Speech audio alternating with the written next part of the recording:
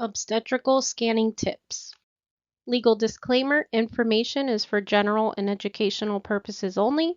Content is not nor intended to be a substitute for professional legal or clinical advice. While we strive to make the information as timely and accurate as possible, we make no claims, promises, or guarantees about the accuracy, completeness, or adequacy of the information contained and expressly disclaim liability for errors and omissions. Course objectives. At the conclusion of this session, participants will be able to verbalize what an obstetrical scan and the various techniques that can be used are. You'll be able to verbalize the benefits of obstetrical scan to the mother and the fetus, and you'll be able to verbalize common challenges in performing an obstetrics exam and different obstetrical scanning tips. This topic is important because obstetrical scanning tips are important to ensure the safe and effective use of ultrasound technology in pregnancy care.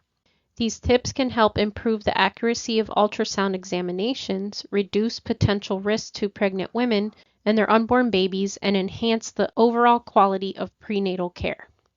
This topic is important. By following the best practices and guidelines for obstetrical ultrasound, healthcare providers can better diagnose and manage pregnancy-related conditions, monitor fetal development, and promote positive outcomes for both mothers and babies. Additionally, providing clear and accurate information to pregnant women about the purpose and benefits of obstetrical ultrasound can help alleviate any concerns or misconceptions they may have and promote informed decision-making about their prenatal care.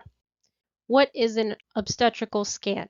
Also known as obstetrical ultrasonography or prenatal ultrasound, it's a non-invasive medical procedure that uses sound waves to create real-time visual images of the developing embryo or fetus in the uterus or womb during pregnancy.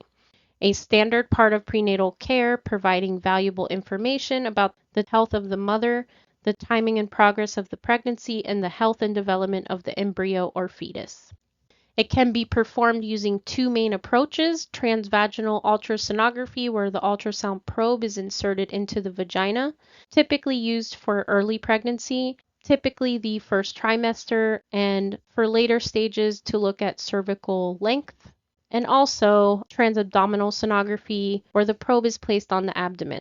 The choice of approach depends on the gestational age and the specific clinical question.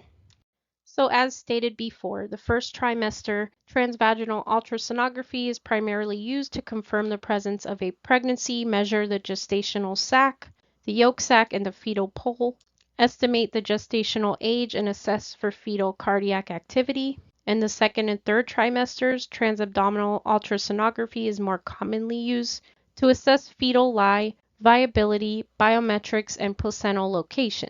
Obstetrical ultrasonography can help detect the baby's heartbeat and position, identify any pathology, and assess maternal and fetal well-being. It can also detect congenital malformations, multiple pregnancies, and growth abnormalities, allowing for appropriate medical intervention or counseling.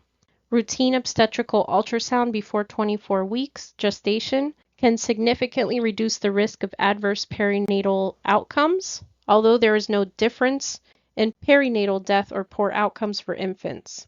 The accuracy of fetal sex discernment depends on gestational age, precision of sonographic machine, and expertise of the operator, and fetal posture. Benefits of obstetrical scan to the mother and the fetus. It allows for confirmation of pregnancy, can confirm if you are indeed pregnant, and the earliest that an embryo is usually visible with a heartbeat is at about 6 weeks gestation. Determining the gestational age. Ultrasound can estimate the gestational age of the baby by measuring the CRL, or the crown rump length, during the first trimester, which helps determine the due date. Can also assess for multiple pregnancies, showing if there's multiples, and confirming the number of fetuses a woman is expecting. Assessing for fetal well-being, can assess and document the heartbeat and movement during the first trimester. Ultrasound can also detect fetal abnormalities. Some are physical conditions and structural abnormalities in the fetus, allowing for appropriate medical intervention or counseling. Monitoring of fetal growth, ensuring that the baby is growing normally, especially in cases of multiple pregnancies or high-risk pregnancies. checking the placenta and the umbilical cord. Obstetrical ultrasounds can examine the position of the placenta, the vessels in the umbilical cord, and the amount of amniotic fluid, which are crucial for the baby's health. Gender determination is also available for if the patient wants to know what the sex of their baby or babies is. It's also a non-invasive and safe tool to visualize the pregnancy without any harm to the embryo or fetus. However, it's important to note that obstetrical ultrasound cannot identify all fetal abnormalities, and when there are clinical or laboratory suspicions for possible abnormality, a pregnant woman may have to undergo non-radiologic testing such as blood testing or amniocentesis. Ultrasounds should be performed when medically necessary. So, common challenges when performing obstetrical scans. Distractions such as children and multiple people in the scan room can cause distractions, potentially leading to missing important findings during the scan. Staffing levels. Having inadequate staff levels can impact the ability to deliver the service safely or the care provided to women and pregnant people. This should be reported to ensure evidence at a regional or national level to support workforce discussions. Implementation of new techniques or requirements. So changes to working practices, such as the implementation of new techniques, additional requirements added to an existing scan, or offering additional scans should be fully costed and staffing levels agreed upon as part of the business case or proposal. Common challenges in performing obstetrical scans. Communication is key. Clear communication strategies are important to ensure the safety of women and pregnant people and their babies. Clinical expertise, education, leadership, and management are crucial in this regard. Training and competencies. Scaling up training and sustaining competencies in obstetrical ultrasound among health workers in low-resource settings is a challenge that needs to be addressed. Communication skills. Improving communication skills among sonographers with emphasis on how to communicate ultrasound findings during and after scanning to women is essential. Long waiting times for the ultrasound examination can be a challenge, as expressed by participants in a study. And risk to pregnant women. Obstetrical ultrasound may pose risks to pregnant women, namely diagnostic errors and possible biological effects. Obstetrical scanning tips. No special preparation is needed for obstetrical scans, but it is best to wear loose clothing that can easily be lifted or removed to expose the abdomen. For transvaginal ultrasound, the patient should be in the dorsal lithotomy position with an empty bladder if possible. A chaperone should be present in the room.